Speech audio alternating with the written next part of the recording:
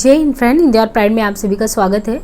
Friends, यहाँ पे हम यूजीसी नेट पेपर फर्स्ट को कर रहे हैं और उसमें जो यूनिट है आपका हायर एजुकेशन से रिलेटेड यूनिट 10, उसमें आज जो करने वाले हैं वो है स्वतंत्रता के बाद भारत में उच्च अधिगम एवं शोध का उद्भव, यानी evolution of higher learning and research in post independence India.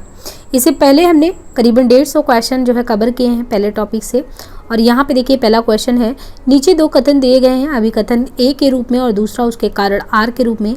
तो पहला है अभिकथन ए, सरकार उच्च गुणवत्ता वाली द्विभाषी पाठ्यपुस्तकें और विज्ञान और गणित के लिए शिक्षण अधिगम सामग्री का निर्माण करवा रही है, जिससे कि विद्यार्थी दोनों विषयों के बारे में अपनी स्थानीय भाषा, मातृभाषा और अंग्रेजी भाषा में सोचने और बोलने योग्य हो सके। सरकार को सभी क्षेत्रीय भाषाओं को प्रोत्साहित करना चाहिए। तो इनमें आपको दोनों ही देखना है, असर्शन एंड रीजनिंग में बोथ आर राइट और रॉन्ग, है ना, या एक दूसरे की व्याख्या करते हैं। तो देखिए इसमें अभिकथन वो है कि सरकार उच्च गुणवत्ता वाली द्विभाषीय पाठ्यपुस्तकें और विज्ञान और गणित के लिए शिक्षण अधिगम सामग्री का निर्माण करवा रही है, जिससे कि विद्यार्थी दोनों विषयों के बारे में अपना स्थानीय भाषा, मातृभाषा और अंग्रेजी भाषा में सोचने और बोलने योग्य हो सके। सत्य है तथा इस संदर्भ में दिया गया कारण सरकार को सभी क्षेत्रीय भाषाओं को प्रोत्साहित करना चाहिए भी सही है, लेकिन यह कारण अभिकथन की सही व्याख्या नहीं करता है। मैच द फॉलोइंग से क्वेश्चन है और यहाँ पे हमें देखिए निम्नलिखित जो दिए गए हैं उन्हें सम्मिलित करना है। विश्वविद्यालयों की अधिकतम संख्या वाला राज्य कौन सा है? विश्वविद्यालय की न्यूनतम संख्या वाला राज्य कौन सा है? उच्च शिक्षा में उच्चतम GER वाला राज्य कौन सा है? उच्च शिक्षा में निम्नतम GR वाला राज्य कौन सा है? तो यहाँ पे देखिए सम्मिलित करना है। विश्वविद्यालय की अधिकतम संख्या वाला राज्य जो है वो राजस्थान है। विश्वविद्यालय की न्यूनतम संख्या वाला राज्य मिजोरम है। उच्च शिक्षा में उच्चतम GER वाला राज्य सिक्किम है। उच्च शिक्षा में निम्नतम GR वाला राज्य जो है बिहार है। यानी ग्रॉस इनरोलमेंट रेशियो वाला भी पूछा है तो सिक्किम है और कम जो है वो बिहार है।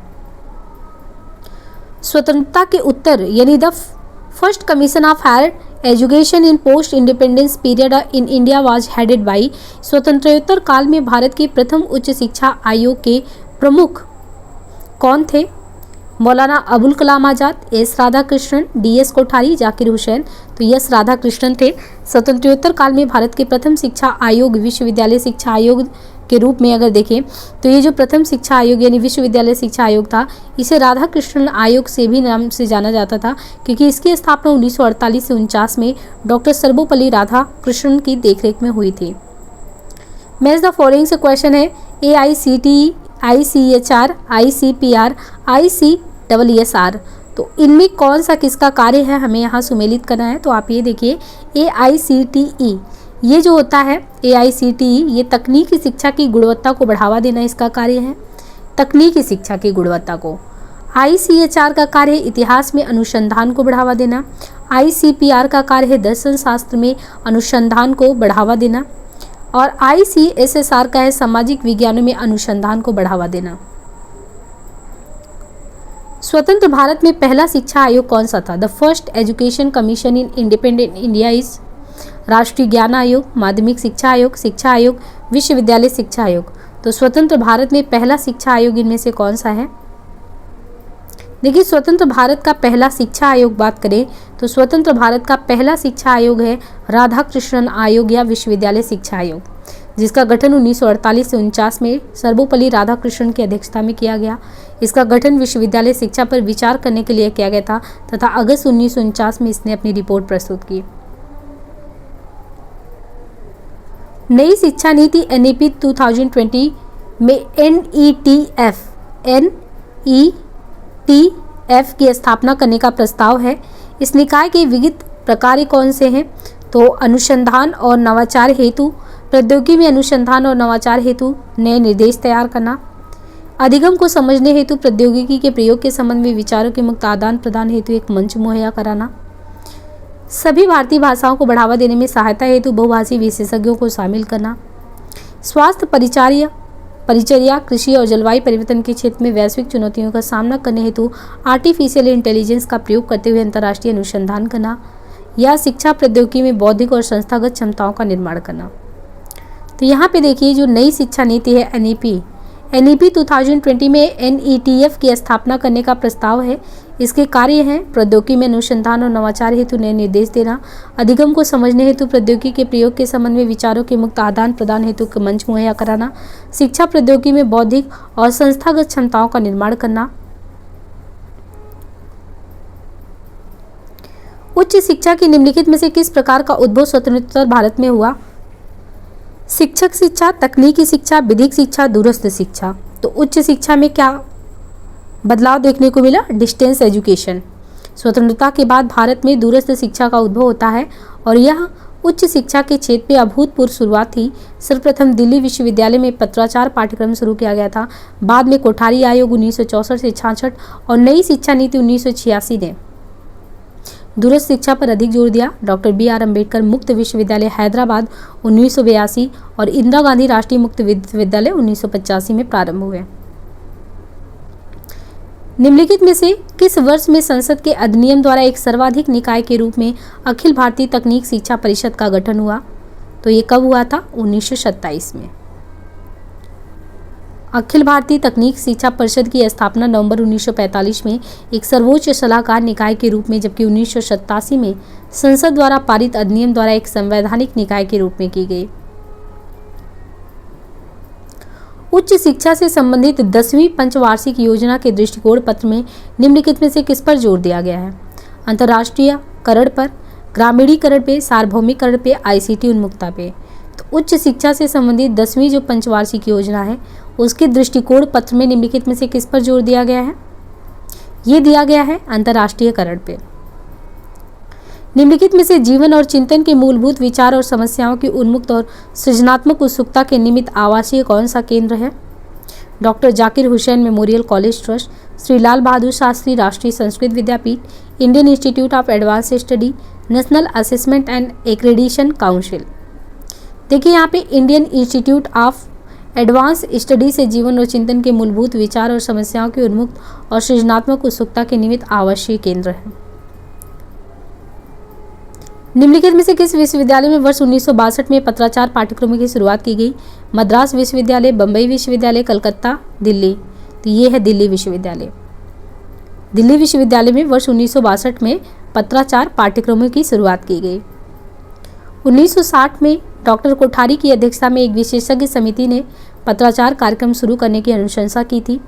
परिणाम स्वरूप 1962 में दिल्ली विश्वविद्यालय में school of correspondence and continuing education प्रारंभ हुआ। निम्नलिखित में से किसने प्रत्येक राज्य में राज्य उच्च शिक्षा परिषद की स्थापना की सिफारिश की थी? तो इसमें किसने प्रत्येक राज्य में राज्य उच्च शिक्षा परिषद की स्थापना की सिफारिश की थी? ये था राष्ट्रीय शिक्षा नीति 1986। राष्ट्रीय शिक्षा नीति 1986 ने प्रत्येक राज्य में राज्य उच्च शिक्षा परिषद की स्थापना की सिफारिश की थी। इस शिक्षा नीति में एक ऐसी राष्ट्रीय शिक्षा प्रणाली तैयार करने का प्रावधान था जिसके तहत शिक्षा में एकरूपता लाने, प्रौढ़ शिक्षा कार्यक्रम को जन आंदोलन बनाने, सभी को शिक्षा सुलभ कराने, बुनियादी प्राथमिकता शिक्षा की गुणवत्ता बनाए रखने, बालिका शिक्षा पर विशेष जोर देने, देश के प्रत्येक जिले में नवोदय विद्यालय जैसे आधुनिक विद्यालयों की स्थापना करने, माध्यमिक शिक्षा की व्यवसाय परक बनाने, उच्च शिक्षा के क्षेत्र में विविध प्रकार की जानकारी देने और अंतर अनुशासनिक अनुसंधान करने, राज्यों में नए मुक्त विश्वविद्यालयों की स्थापना करने, अखिल भारतीय तकनीक शिक्षा परिषद को सुदृढ़ करने की स्थापना भी की गई थी। बाजार अर्थव्यवस्था की मांग को पूरा करने एवं योग्य स्नातक तैयार करने हेतु जो अंतर्राष्ट्रीय बाजार में अपने समकक्षों से प्रतिस्पर्धा कर सके, वर्तमान भारतीय उच्च शिक्षा में सर्वप्रथम और महत्वपूर्ण परिवर्तन निम्नलिखित में से किससे जुड़ा है? तो ये है पाठ्यक्रम से। वर्तमान जो भारतीय उच्च शिक्षा है उसमें सर्वप्रथम और महत्वपूर्ण परिवर्तन पाठ्यक्रम में किया जाना चाहिए, जिससे बाजार अर्थव्यवस्था की मांग को पूरा करने एवं योग्य स्नातक तैयार करने में वो सक्षम हो तथा अंतर्राष्ट्रीय बाजार में अपने समकक्षों से प्रतिस्पर्धा कर पाएं। ऐसा इसलिए क्योंकि वर्तमान स्नातक पाठ्यक्रम अंतर्राष्ट्रीय आर्थिक परिवेश के अनुरूप न होकर परंपरावादी मात्र है। इसमें तकनीकी शिक्षा व जो व्यवहारिक ज्ञान का बहुत योगदान नहीं है। सूची 1 को 2 से सुमेलित करना है। यहाँ पे राधाकृष्णन आयोग, मुदालियर आयोग, कोठारी आयोग, सेम पित्रोदा आयोग। और यहाँ पे देखिए संस्तुतियाँ दी गई हैं कौन से आयोग के द्वारा कौन सी संस्तुति दी गई, यानी 3 वर्षीय माध्यमिक और 4 वर्षीय उच्चतर शिक्षा प्रणाली या बहुत विधाओं के व्यावसायिक पाठ्यक्रम की पुनर्संरचना। तो यहाँ पे हमें सही सुमेलित करना है। तो देखिए आयोग और संस्तुतियों के बारे में, तो जो राधा कृष्णन आयोग है इसने सिफारिश की थी कि माध्यमिक तथा उच्च शिक्षा का एकीकरण हो। और मुदालियर आयोग 3 वर्षीय माध्यमिक और 4 वर्षीय उच्चतर शिक्षा प्रणाली की शुरुआत से संबंधित था।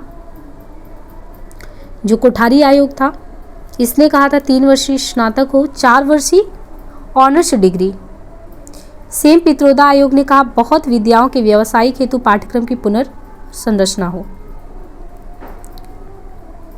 निम्नलिखित शिक्षा आयोगों के समूह में से कौन सा समूह इनके गठन के कालक्रम के अनुसार है।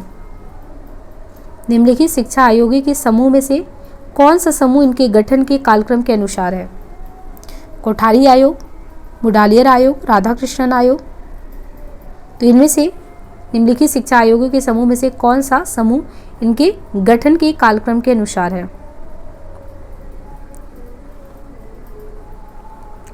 तो इसमें है राधा कृष्णन आयोग, मुडालियर आयोग, कोठारी आयोग। स्वतंत्रता प्राप्ति के बाद भारत सरकार ने उच्च शिक्षा के स्तर को सुधारने के लिए 4 नवंबर 1948 को डॉक्टर सर्वपल्ली राधाकृष्णन की अध्यक्षता में विश्वविद्यालय शिक्षा आयोग की स्थापना की।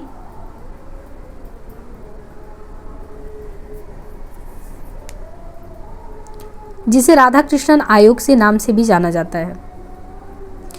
23 सितंबर 1952 को भारत सरकार ने डॉक्टर लक्ष्मण स्वामी मुदालियर की अध्यक्षता में माध्यमिक शिक्षा आयोग की स्थापना की, जिसे मुदालियर आयोग भी कहा जाता है। इस आयोग ने पाठ्यचर्या में विविधता लाने, एक मध्यवर्ती स्तर जोड़ने, त्रिस्तरीय स्नातक पाठ्यक्रम शुरू करने इत्यादि की सिफारिश की थी। कोठारी आयोग की स्थापना वर्ष 1964 में डॉक्टर दौलत सिंह कोठारी की अध्यक्षता में स्कूली शिक्षा प्रणाली को नया आकार और नई दिशा देने के उद्देश्य से किया गया था। इस आयोग ने तीनों स्तरों की शिक्षा में सुधार की सिफारिश भी की थी। भारतीय परिप्रेक्ष्य में निम्नलिखित में से कौन सा कथन सही है। स्वायत्त महाविद्यालय विश्वविद्यालयों से स्वतंत्र होकर उपाधियां प्रदान कर सकते हैं। स्वायत्त महाविद्यालय विश्वविद्यालयों से स्वतंत्र होकर केवल स्नातक उपाधियां प्रदान कर सकते हैं। स्वायत्त महाविद्यालयों द्वारा डॉक्टरेट उपाधियों के अतिरिक्त अन्य सभी उपाधियां और डिप्लोमा प्रदान किए जा सकते हैं। चाहे कोई भी उपाधि या डिप्लोमा हो, स्वायत्त महाविद्यालय इसे अपने नाम के तहत प्रदान कर सकते हैं, परंतु मोहर संबंध विश्वविद्यालय की ही होगी। तो यहाँ देखिए, जो भारतीय परिप्रेक्ष्य में कथन चाहे को भी उपाधि या डिप्लोमा स्वायत्त महाविद्यालय से अपने नाम के तहत प्रदान कर सकते हैं, परंतु मोहर संबंधित विश्वविद्यालय की होगी, सही है। आमतौर पर महाविद्यालय एक ऐसी संस्था को संदर्भित करती है जो एक विशिष्ट क्षेत्र में डिग्री या डिप्लोमा का एक सेट प्रदान करता हो, जैसे कि उदार कला, वाणिज्य या मानविकी।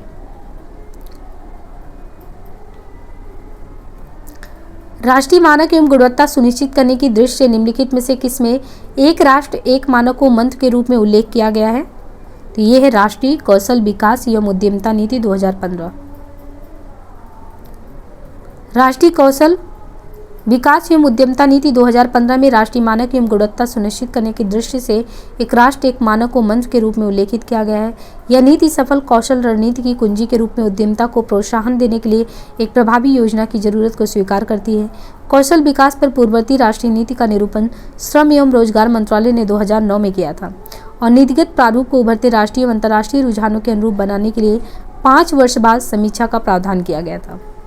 इस नीति का विजन उच्च मानकों सहित रफ्तार के साथ बड़े पैमाने पर कौशल प्रदान करते हुए सशक्तिकरण की व्यवस्था तैयार करना और उद्यमिता पर आधारित नवाचार की संस्कृति को बढ़ावा देना, जो देश में सभी नागरिकों की अस्थायी आजीविका सुनिश्चित करने के लिए धन एवं रोजगार का सृजन कर सके। निम्नलिखित में से कौन सा संगठन राष्ट्रीय महत्व की संस्था होने के साथ साथ सभी विश्वविद्यालयों के लिए उभयनिष्ठ प्लेटफॉर्म उपलब्ध कराती है। विश्वविद्यालय अनुदान आयोग, एसोसिएशन ऑफ इंडियन यूनिवर्सिटीज, दूरस्थ शिक्षा परिषद या उच्च अध्ययन संस्थान।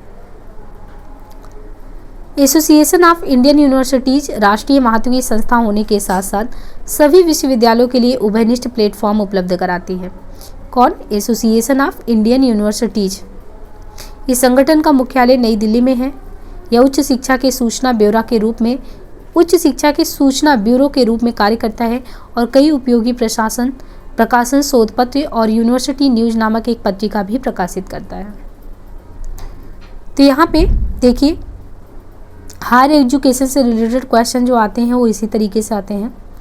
अब यहाँ पे क्वेश्चन है कि निम्नलिखित में से किसने इस बात पर बल दिया, यानी किसने इस बात पर बल दिया कि शिक्षा का प्रबंधन अत्यधिक बौद्धिक शक्ति, गंभीरता एवं नवाचार तथा सृजनशीलता के लिए अपेक्षित स्वतंत्रता के परिवेश में किए जाने की आवश्यकता है। राष्ट्रीय शिक्षा नीति 1965, राष्ट्रीय शिक्षा नीति 1986, राष्ट्रीय आयोग यानी नीति आयोग त्रिवर्षीय कार्य योजना 2017 से 18, 18 से 19, 20 या प्रारूप राष्ट्रीय शिक्षा नीति। तो किसने दिया कि प्रबंधन के लिए बहुत ही बौद्धिक शक्ति, गंभीरता एवं नवाचार पर विचार करना चाहिए।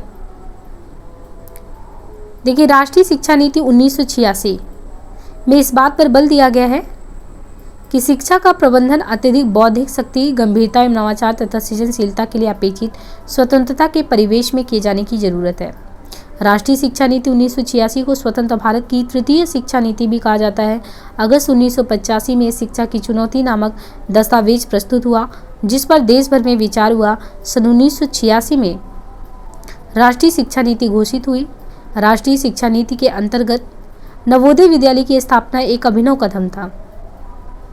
इन्हें पेस सेटिंग स्कूल या गति निर्धारक विद्यालय भी कहते हैं। 20 अप्रैल 1986 को लोकसभा में प्रस्तुत की गई शिक्षा नीति के निम्नलिखित उद्देश्य बताए गए। व्यवसाय पर आधारित शिक्षा का विकास, नई एवं परिवर्तित तकनीक के अनुरूप जनशक्ति को प्रशिक्षित करना, निरक्षरता के निवारणार्थ बहुलक्षीय प्रयास। तो इसे हम यहीं पे एंड करते हैं, बाकी मिलते हैं नेक्स्ट सेशन में। अभी ये क्वेश्चन की सीरीज चलती रहेगी और आप क्रमशः इसे देखते रहें और अपना विश्वास चैनल पे बनाए रखें। ज़्यादा से ज़्यादा लोगों तक जो है चैनल को सेंड करें, यानी शेयर करें अपने माध्यम से, और लाइक सब्सक्राइब करना ना भूलें। धन्यवाद।